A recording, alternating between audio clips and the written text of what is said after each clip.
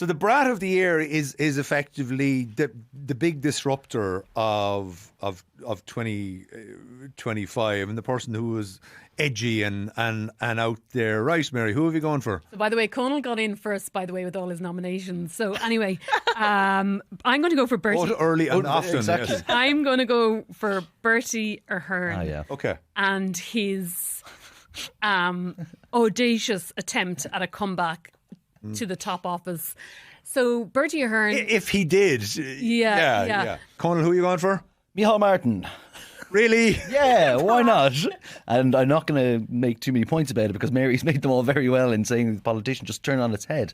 I mean, the speaking rights row going into that deal, just blustering through it, digging his heels in every step of the way throughout the year. The same with Jim Gavin over the parliamentary party. The survivor element of it. The survivor element of it. And just effectively up until yesterday going, I don't need to put down a motion of confidence in myself. Why would I? Yeah.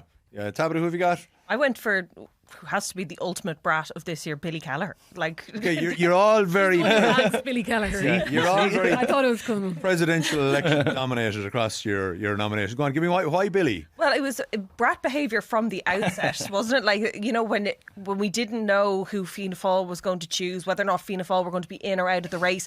And he said, well, I'm not having any of this. I'm going to come out and start saying, we need an answer. We need to know what's going on. So he really started stirring at that in that moment.